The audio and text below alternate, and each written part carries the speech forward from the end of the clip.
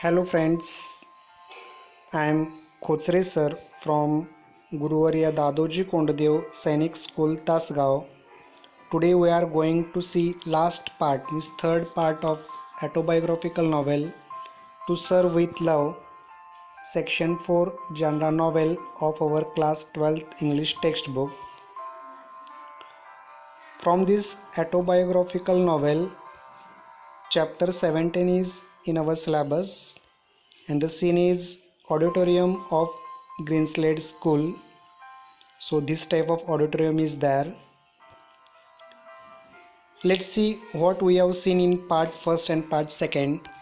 In part first we have seen preparation of half yearly report in the auditorium, Mr. Florian, the headmaster of the school, tradition of the report, presentation and representatives for each subject.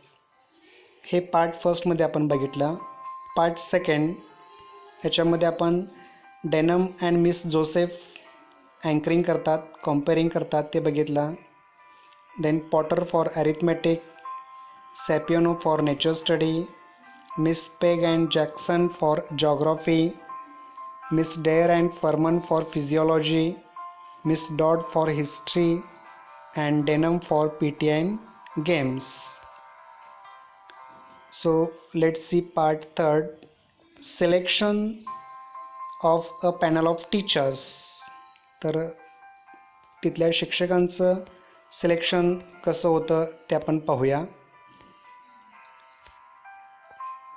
When the reports were over, Denham called two children of random from the audience and asked them to write the name of the each teacher, including the head, on a slip of paper. तर काय होतं बघा, त्यामध्ये जेव्हा अहवाल संपला तेव्हा डेनमने कोणत्याही दोन मुलांना स्टेजवर बोलवले आणि कागदाच्या एका स्लिपवर प्रमुखासह प्रत्येक शिक्षकाचे नाव लिहायला सांगितले. These slips were folded and placed in a hat, juggled vigorously and then withdrawn one by one. या स्लिप दुमडून टोपीत ठेवल्या गेल्या आणि नंतर जोरदारपणे ते हलवले व नंतर एकामागून एक उचलली गेली. The names were called Mr Weston, Mrs Doll Evans, Miss Phillips. तर नावे पुकारली गेली. या तिघांची नावं होती mister western, Shrimati Dole Evans आणि Miss Phillips. Denham and Miss Joseph led the others off the stage and the teachers took their seats. Weston began bushily untidy between the two women. Denham आणि miss Joseph इतरांसोबत स्टेजवरून खाली गेले आणि निवड झालेल्या शिक्षकांना स्टेजवर बसायला सांगितले. वेस्टन हे मोठे असल्यामुळे दोन स्त्रियांच्या मध्ये बसणं त्यांना कम्फर्टेबल वाटत नव्हतं. Then the questioning began. I believe I would have gone a long way to see what followed. It was an experience which I shall not easily forget. त्यानंतर प्रश्नांना सुरुवात झाली. माझा विश्वास आहे की पुढे काय झाले हे पाहण्यासाठी मी बराच वेळ पुढे गेलो असतो आणि हा एक माझ्यासाठी अनुभव असा होता की जो मी कधी विसरणार नव्हतो. The questions were mostly from the two top classes. Probably because the young children were either too timid or too uninformed to formulate their questions. प्रश्न मुख्यतः दोन उच्च वर्गातील होते, म्हणजे दोन वरच्या वर्गातल्या विद्यार्थ्यांचे प्रश्न होते, कारण लहान मुले एकतर खूपच भित्री होती किंवा त्यांना प्रश्न तयार करता येत नव्हते. The teachers had no briefing and were often caught out stammering in their indecision. तयारी करता शिक्षकांकडे वेळ नसतो, त्यामुळे साहजिकच आहे काही वेळेला त्यांची फजिती होण्याची शक्यता असते. Miss Phillips may be coolest and informed, but here again I received a big surprise. मला एक आश्चर्य वाटलं या ठिकाणी. The freely seemingly brainless Miss Euphemia Phillips proved to be the coolest and best informed of the three. Miss Euphemia Phillips ज्या इतक्या हुशार वाटत नव्हत्या त्या पॅनलमधील इतर दोघांपेक्षा शांत आणि माहिती असल्यासारख्या वाटत होत्या. She dealt with questions put to her with candor and authority and would often intervene skillfully to assist one of the others without causing embarrassment. तिच्यासमोर जे प्रश्न येतील त्यांना स्पष्टपणे आणि अधिकारवाणीने सामना केला, तसेच इतर दोघांनाही अगदी कुशलपणे यामध्ये सामावून घेतले. Weston cut a very ridiculous figure. Weston ही एक हास्यास्पद व्यक्ती होती. In the face of Denham's blunt criticisms and Fernman's adroit questioning he found himself completely nonplussed and tried to bluster his way out with a show of offended dignity. डेनमच्या खोचक टीका आणि फर्मनच्या हुशार प्रश्नावर ते बावरले आणि निरुत्तरित झाले आणि उगाचच बढाया मारत त्यांचा अपमानित सन्मान दिसत होता. He could not effectively support the PT exercises for which he was partly responsible as having any definite physical advantage. पीटीच्या व्यायाम प्रकारावर ते प्रभावीपणे सपोर्ट करू शकले नाहीत की ज्याकरता ते काही प्रमाणात जबाबदार होते. या व्यायाम प्रकाराचा काही शारीरिक फायदा आहे हे पटवून सांगता आले नाही त्यांना. Argument between Miss Phillips and Denham. Miss Phillips versus Denham. Say, Denham was a trained boxer and insisted that such exercises were only advantageous if practiced daily and for more sustained periods. PT twice weekly for 20 minutes was a waste of time, he asserted. Denim हा प्रशिक्षित boxer होता आणि त्याने असा आग्रह धरला की दररोज आणि निरंतर सराव केल्यास असे व्यायाम करणे फायदेशीर ठरेल. आठवड्यातून फक्त 2 वेळेस 20 मिनिटांचा सराव करणे म्हणजे वेळ वाया घालवण्यासारखे आहे, असे त्याने ठणकावून सांगितले. Once again Miss Phillips took the reins and her stock promptly shot up 100-fold. पुन्हा एकदा मिस फिलिप्स यांनी लगाम घेतली आणि त्यांचे महत्त्व आणखी वाढले. She reminded the school that every subject, including PT and games, had been carefully considered and fitted into the teaching timetable so that each student received maximum benefit from it.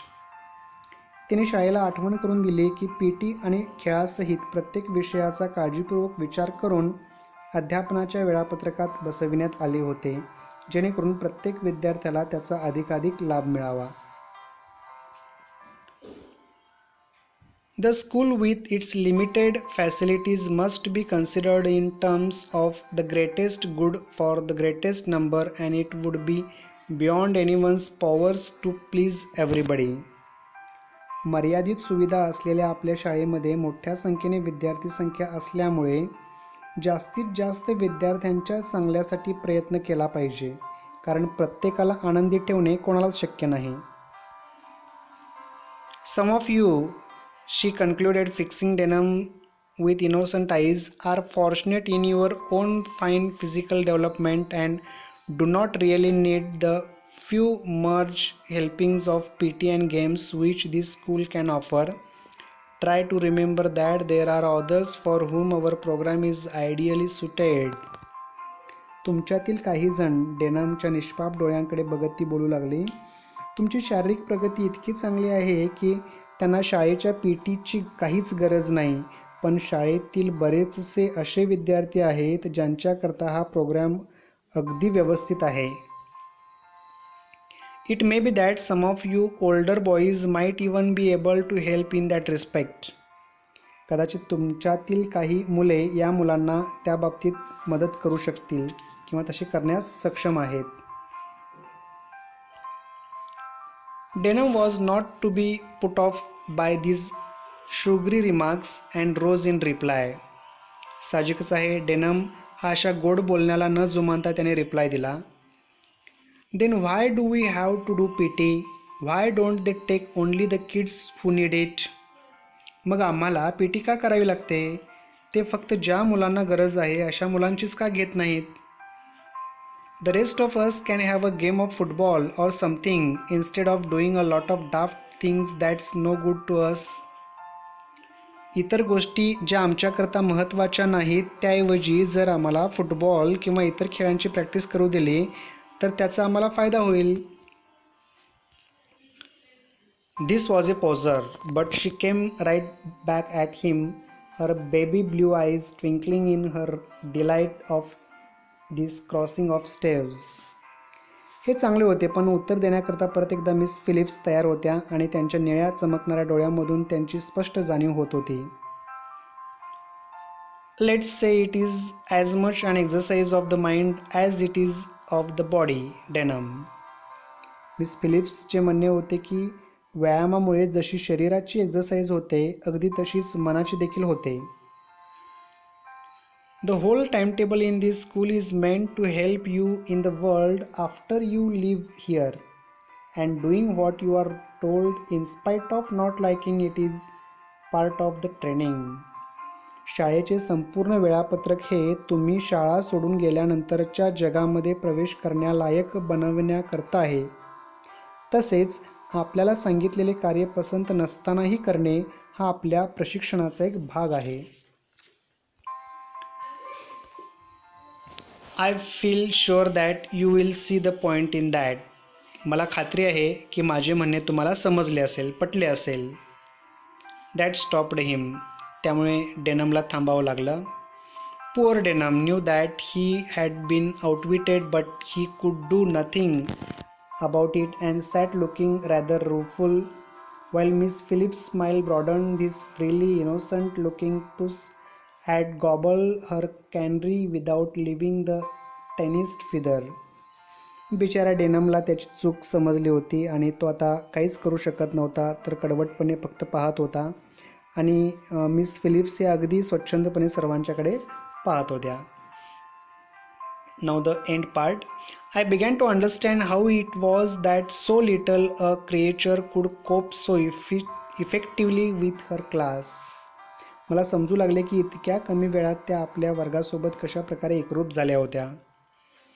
Soon after this, as the morning ended, the head went on to the stage and closed the proceedings, expressing his pride in all the children and his deep appreciation of their efforts.